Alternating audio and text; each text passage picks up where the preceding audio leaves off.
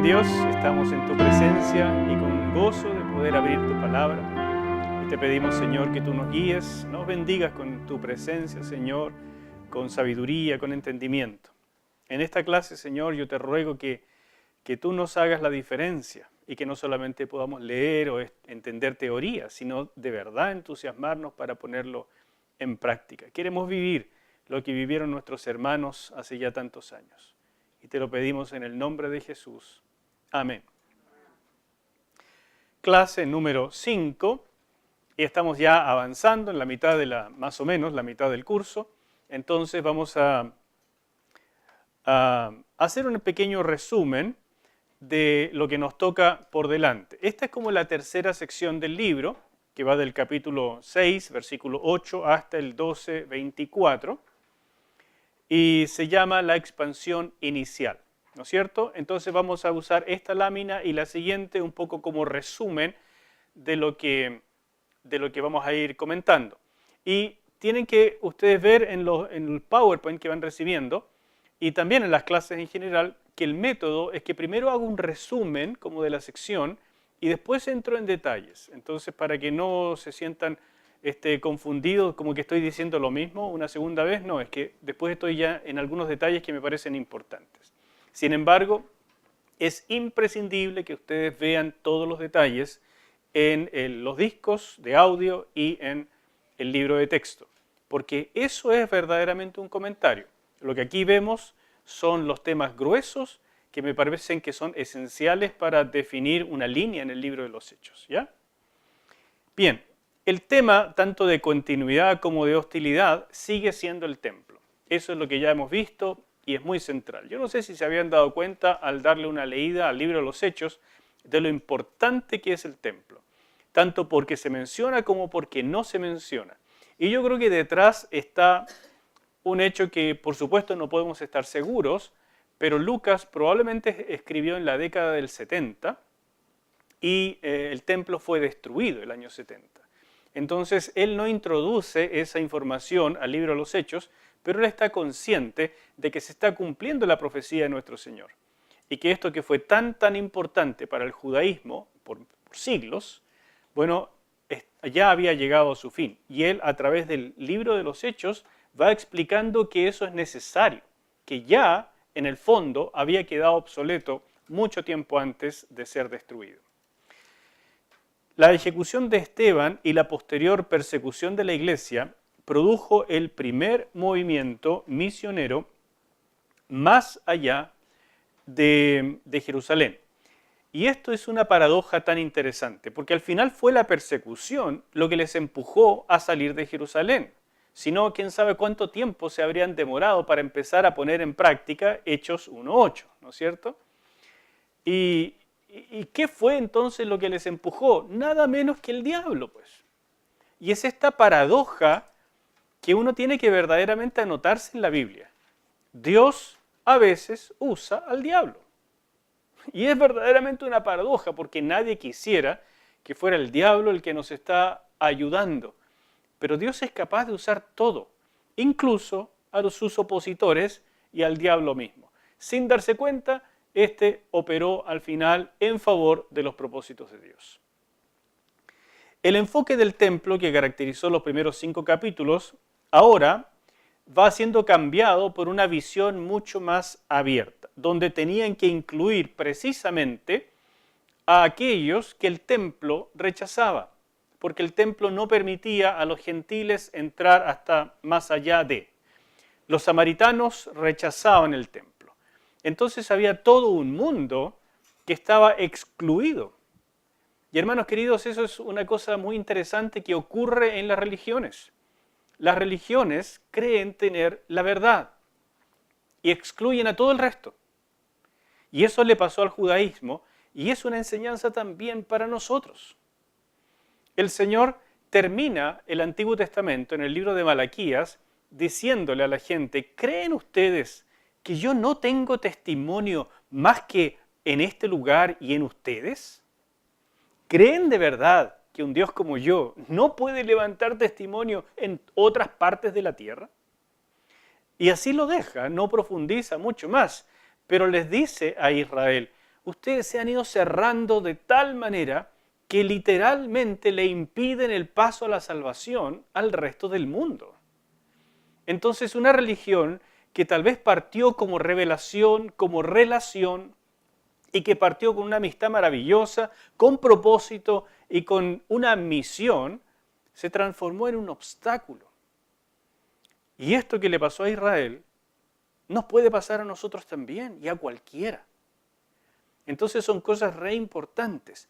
El templo representaba para la mayor parte del mundo exclusión. Y ahora venía un nuevo movimiento que representaba esencialmente integración.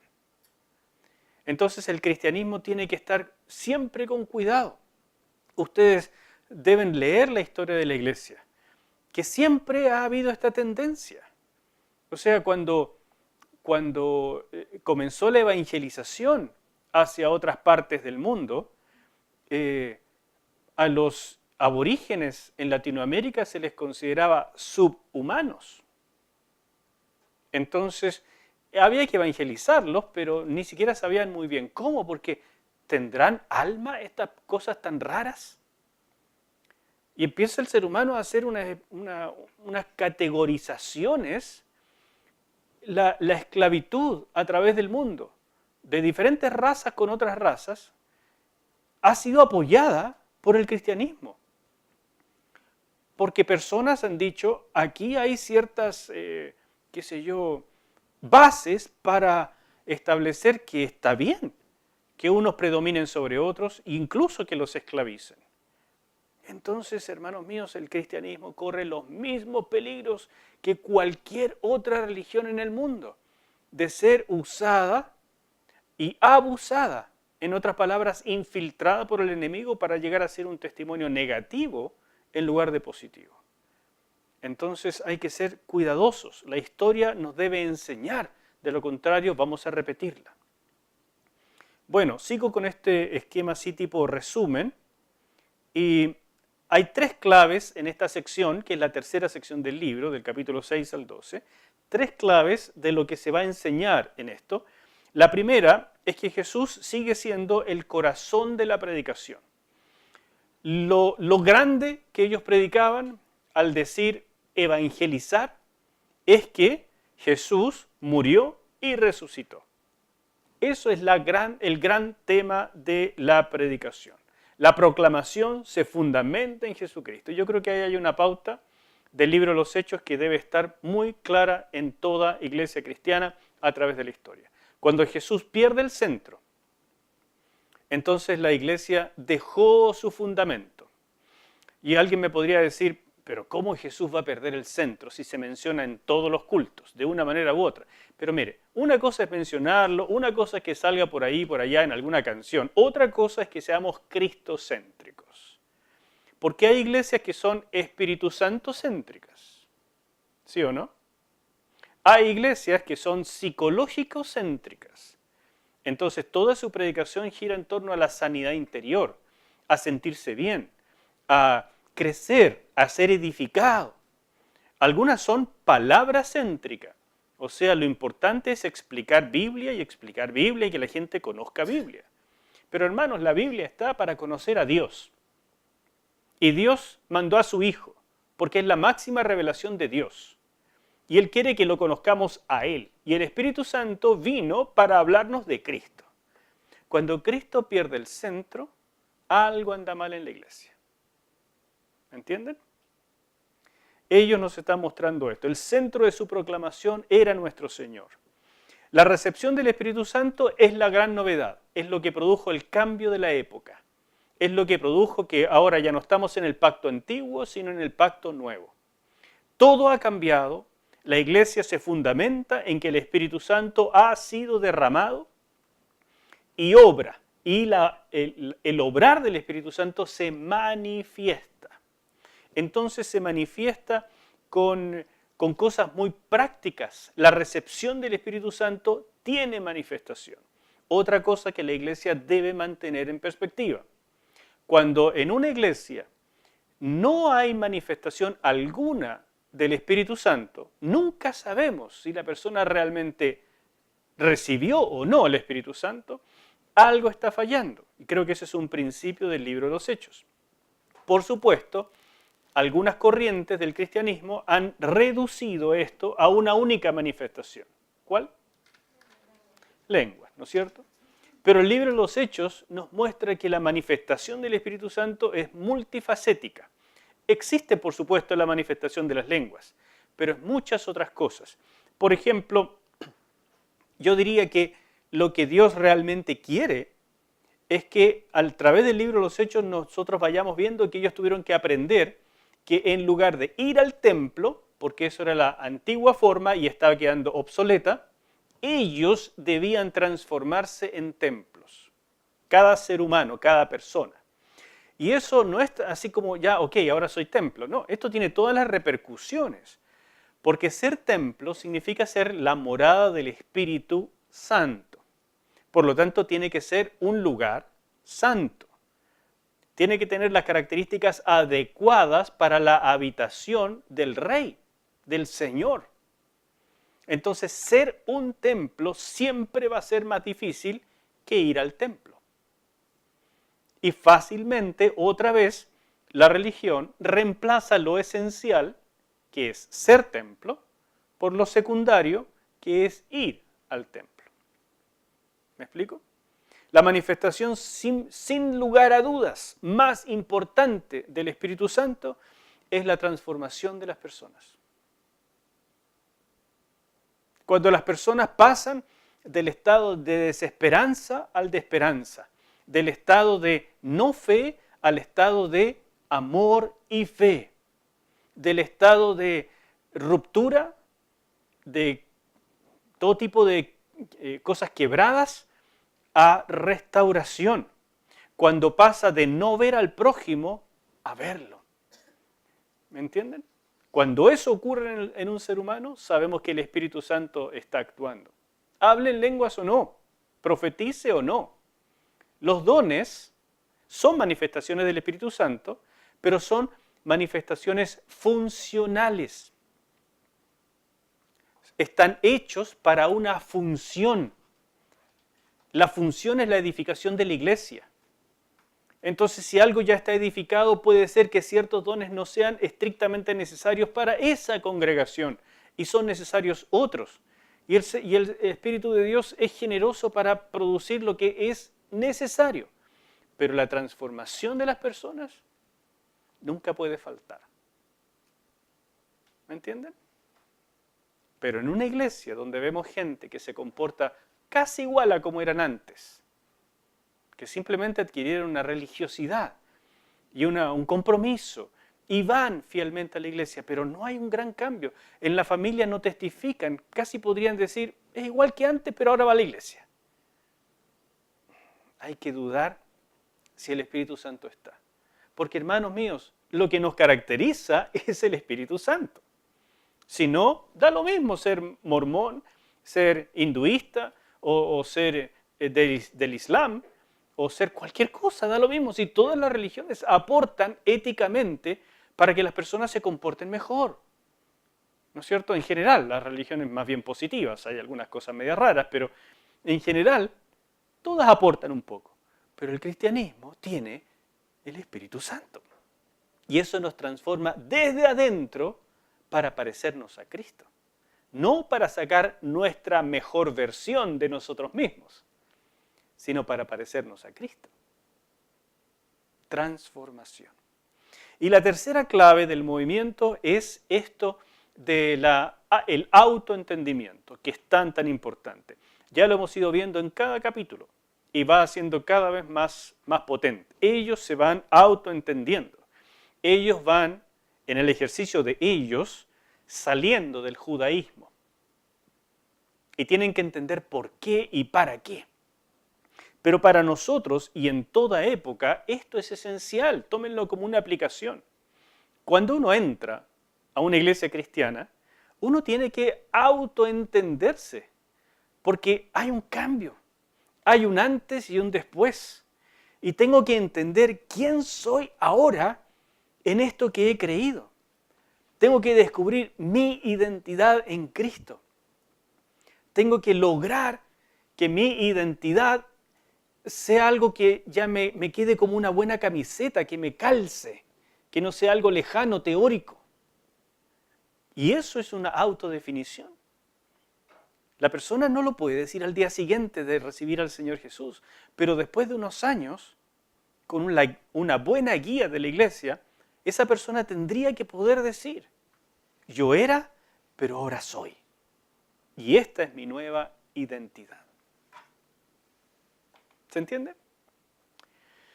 Bueno, este es resumen. Ahora entramos en algunos detalles. En el capítulo 6 comienza el conflicto con unos personajes que son helenistas, ¿no es cierto? Vamos a usar indistintamente helenistas o también judíos helénicos. ¿Ya? Vamos a usar esas categorías indistintamente, así que no se confundan. No es lo mismo que los temerosos de Dios. ¿Ya? Hay otra categoría que serían los prosélitos y los temerosos de Dios.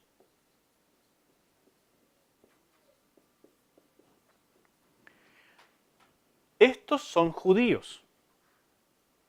Estos son gentiles que se convirtieron al judaísmo y siguieron todos los pasos para hacerse judíos.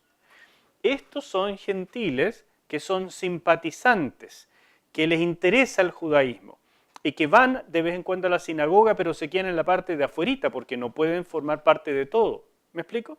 Son categorías diferentes y todos ellos ustedes los van a encontrar en el libro de los Hechos. Pero entiendan de lo que está hablando. Cuando es un temeroso de Dios, no es un judío. Y por supuesto están los que se consideraban judíos, digamos, judíos totales, o también los hebreos, que eran judíos que habitaban en la zona de Judea. Esos eran. Y que hablaban a hebreo además del arameo. Entonces ellos podían entender el Antiguo Testamento en hebreo. Y en la sinagoga de ellos, en la zona de Judea, sobre todo en Jerusalén, por supuesto, se abría el Antiguo Testamento en hebreo. Mientras ellos, los helenistas, eran hebreos que hablaban griego solamente y algún otro idioma de regiones distantes, porque ellos eran retornados de las dispersiones que habían sufrido anteriormente, en épocas anteriores. Eran judíos que habían regresado, tal vez de primera generación o de segunda, y habían vuelto a vivir en Palestina, en Jerusalén. Se cree que más o menos entre un 10 y un 20% de la población de Jerusalén era judíos helénicos en esta época. Entonces no es menor, es bastante gente. Había una sinagoga que se conoce por excavaciones, se ha podido descubrir y están las inscripciones, que se llamaba la sinagoga de los libertos. Y precisamente porque algunos judíos retornados se llamaban, ¿no es cierto?, a partir de este retorno, como que habían podido ser liberados, y entonces eran los retornados los libertos. Y ellos iban a una sinagoga donde se predicaba en griego, se hacía todo en griego. Por supuesto, en Judea a esta gente la despreciaban un poco porque eran con otras costumbres, era otra cultura. No solamente el idioma nos hace culturalmente diferente, sino también de dónde hemos vivido. Entonces, aunque mantengan las tradiciones judías, ellos habían vivido en otras partes. Y no es lo mismo un judío que toda la vida vivió en Jerusalén a uno que vivió desde su niñez en Roma. O Pablo, que vivió en Tarso. ¿Se fija? Ahora, interesante que Pablo habría sido más bien un helénico. Sin embargo, como sus papás deben haber sido muy estrictos, lo mandaron de pequeño para ser criado y enseñado en el judaísmo en Jerusalén, bajo Gamaliel. Entonces, él debe haber tenido todas las características de un judío, un hebreo. Bueno, pero es una nota aparte. Los helenistas fueron fundamentales en la expansión de la iglesia. Como vemos en el capítulo 6, ellos fueron los primeros que fueron dispersados. Esteban era un helénico, Felipe también. Entonces ellos fueron los primeros que fueron dispersados y es lo que vamos a ir viendo. Ellos tenían costumbres que les hacían más sencillo el contacto e interacción con gentiles, partiendo por el idioma. Entonces cuando entendieron que incluía la iglesia a los gentiles, ellos fueron un canal mucho más natural. Pero al mismo tiempo, los helénicos que vivían fuera de Palestina, por guardar sus tradiciones, fueron extremadamente celosos con los tres distintivos del judaísmo fuera de Palestina, que ya ustedes lo saben porque se los he dicho, pero lo vamos a ver ahora justo enseguida, ¿no es cierto? Pero ellos eran extremadamente celosos. Entonces, cuando Pablo comenzó a fundar iglesias y su equipo, no solo Pablo, y tenían ideas extremadamente abiertas, que no había que hacer nada con los gentiles, dejarlos tal como estaban, fueron los judíos helénicos los que se opusieron más duramente y trataron de judaizarlos. Y en particular, los más pesados con el movimiento de Pablo fueron los helénicos de Asia, los de Asia Menor. Eso es lo que uno puede entender del libro Los Hechos, ¿ya? Así que ellos son punto de controversia, porque por una parte fueron fundamentales y por otra parte fueron terribles opositores. Estos fueron casi neutros porque se quedaron ahí en Judea y Jerusalén y no influyeron en el resto del mundo. Los prosélitos casi no se mencionan y estos fueron un factor, un blanco del trabajo de Pablo y siempre estuvieron muy abiertos a la recepción. Es la imagen que se nos quiere dar de estas personas. Los tres distintivos centrales del judaísmo en la diáspora fueron estos. La circuncisión, indispensable. Ustedes ven que incluso Pablo circuncidó a veces a algunas personas, ¿no es cierto? ¿Circuncidó a quién? A Timoteo, porque tenía madre judía y por lo tanto su herencia dijo, no insultemos a los judíos y mantengamos este distintivo, que es tan importante en la diáspora. Otra cosa era la observación del Shabbat y algunas fiestas. Pablo siguió observándolas, por amor a los judíos. Y la dieta kosher. Eso fue lo más complejo, porque interactuar con los gentiles significaba de una vez no poder usar una dieta específica. Y fue lo tan tremendo que le pasó a Pedro, ¿no es cierto?, en esta visión que vamos a ver un poco más adelante. Así que estos eran los tres distintivos.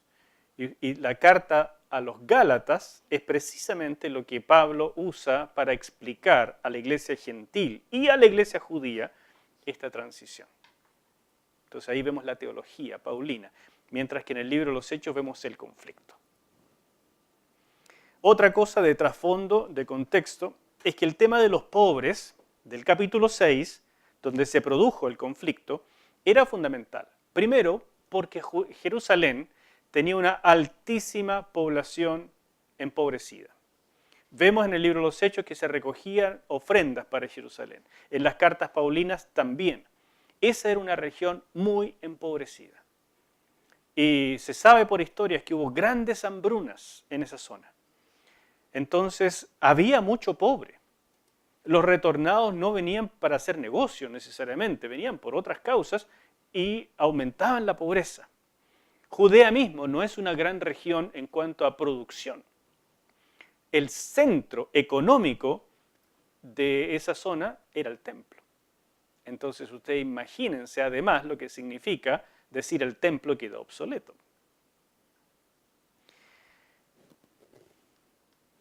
El problema no fue de preferencias en cuanto al problema que vemos en el capítulo 6 de la atención de las viudas, sino de organización. La iglesia se volvió demasiado grande. Es una de las razones por la que nosotros hemos dicho que por supuesto queremos crecer y siempre estar creciendo, pero queremos crecer en varias congregaciones más pequeñas, más manejables, y no una super mega iglesia, porque se vuelve muy difícil.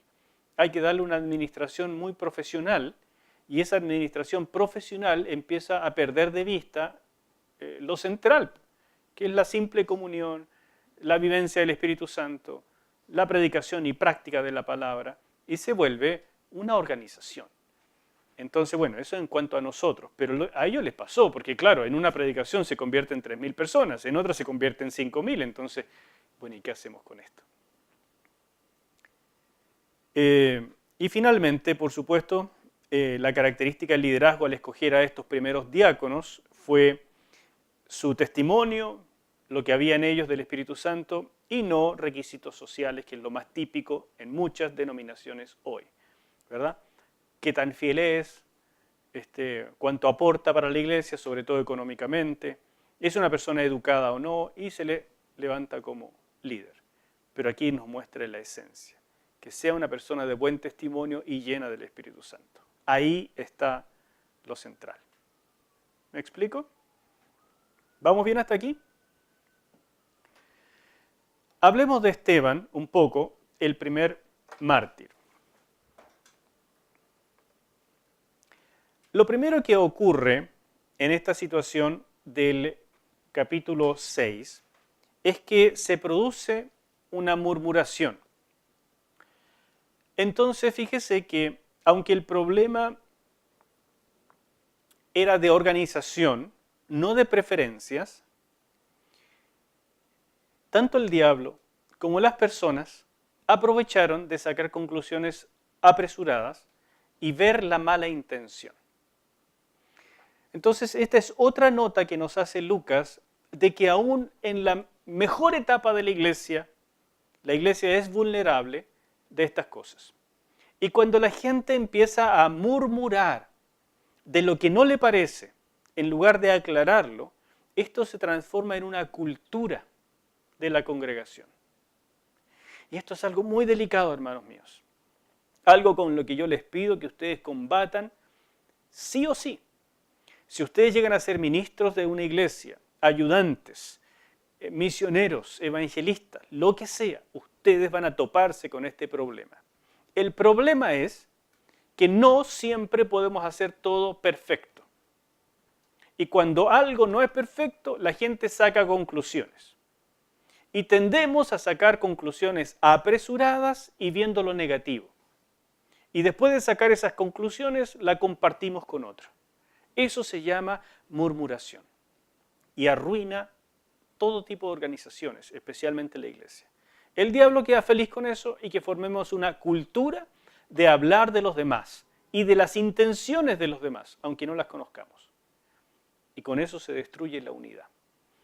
Entonces los apóstoles, viendo la situación, dijeron, ¿saben? Nosotros tenemos una misión muy clara, la palabra y la oración. No es bueno, no es justo, usan una palabra muy fuerte, que dejemos eso. Y por primera vez vemos en el libro de los Hechos la necesidad de levantar un nuevo ministerio, porque hasta ahora solo teníamos uno, el de los apóstoles. Pero ahora se levanta un nuevo ministerio.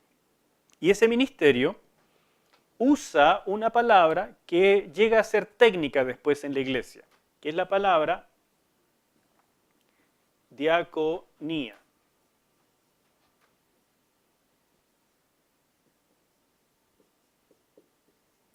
¿De dónde viene nuestra palabra diácono? ¿No es cierto? Diácono o diaconía significa servir.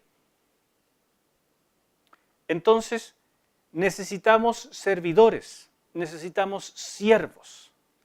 No gente que quiera ser líder, gente que quiera mandar, no gerentes. No necesitamos caciques, necesitamos indios. Pero indios buena onda, que quieran poner manos a la obra, ponerse delantales y mamelucos y servir las mesas. Y para eso necesitamos que estén llenos del Espíritu Santo. Porque no hay ningún servicio en la iglesia que sea menor. Porque todo servicio en la iglesia es completamente santo, es para el rey. Entonces, no es que algunos servicios lo pueda hacer, no importa, mire, viene separado, viene peleado, viene enojado, es garabatero, fuma, está en fornicación, pero no importa. Este servicio es chiquitito, es fome, es sin importancia, lo dejamos hacerlo. No, hermanos míos. Poner la mesa es tan importante como predicar delante del Señor, porque es una diaconía. Entonces piden que levanten a algunos hombres de buen testimonio y llenos del Espíritu Santo. Y por los nombres sabemos que todos ellos eran helénicos. Entonces, como el problema fue entre los helénicos, levantemos líderes entre ellos para acabar con la murmuración, porque eso es mucho más importante que lo otro. ¿Se fija? Entonces, todos estos hombres son con esta categoría. Y cuando describen a Esteban, ya se pasó, porque es un diácono helenista, pero es descrito de manera tan sorprendente que sabemos que es un eco de Lucas 24 y Hechos 1:8, que dice que van a estar llenos del Espíritu Santo para la misión. Y mire cómo lo describe. Lleno del Espíritu Santo y de sabiduría. Ese era el requisito para todos. Después dice, Esteban estaba lleno del Espíritu Santo y de fe. Y después dice, estaba lleno de gracia y de poder. Oye, yo ya me quisiera esa descripción para mí. ¿No es cierto? Y este era un diácono nomás. En otras palabras, Esteban no tenía nada que envidiarle a los apóstoles. Nada. Pero se mantenía sujeto a los apóstoles. Porque él entendió algo que es clave. Que Dios levanta a los líderes como Él quiere y Dios da los dones como Él quiere. Y los dones no te hacen líder. Ni líder significa tener todos los dones, sino que Dios hace como Él quiere. Y la clave en la iglesia es mantenerse sujeto al orden que Dios ha puesto, porque entonces hay verdadero fruto. Y Esteban es eso. No encuentro un equilibrio tan maravilloso y tan difícil de ver. Cuando ustedes ven a alguien que se levanta en la iglesia con muchos dones, que predica bien, que habla en lenguas, que profetiza. O sea, pronto empieza a mirar al pastor para abajo, porque, oye, yo tengo más dones que el pastor. ¿O no? ¡Qué de equilibrio tan delicado! Esteban es una delicia. Cuando vemos a Felipe, un poco más adelante, es la misma historia. O sea, estos hombres no tenían nada que envidiarle, pero se mantenían sujetos. Y ahí tenemos un verdadero siervo de Dios. En el capítulo 7, con ese tremendo discurso que se mandó en su defensa, podríamos decir además que Esteban era un hombre lleno de revelación, lleno de conocimiento de la palabra. Y finalmente, al describir el ministerio de Esteban y luego de Felipe, queda claro que el movimiento no dependería solo de los apóstoles, aunque debía apoyarse en la enseñanza de los apóstoles. Y eso es lo que pretende decirnos el libro de los Hechos. Dios no depende de unos pocos hombres. Él puede hacer hablar a las piedras, hermanos queridos. Así que cuando Dios nos usa, no es para decir, hoy soy la gran chulada, soy la gran cosa. Cuando Dios nos usa, tenemos que hacer lo que dijo el Señor Jesús. Siervo inútil soy, porque lo que tenía que hacer, eso hice. Pero al mismo tiempo mantener mi identidad muy clara. Soy un hijo muy amado. Esa es la dificultad de pasar de hijo a discípulo y a rey y sacerdote. La dificultad es que se me suben los humos a la cabeza. La dificultad no es de Dios, es mía. Y aquí vemos ese equilibrio maravilloso. ¿Qué preferirían ustedes, ser de los apóstoles o ser de estos diáconos? El 99% me va a decir, yo quiero ser apóstol. Ellos no tenían nada menos. Y ellos llevaron la iglesia adelante, pero se mantuvieron sujetos a la enseñanza de los apóstoles.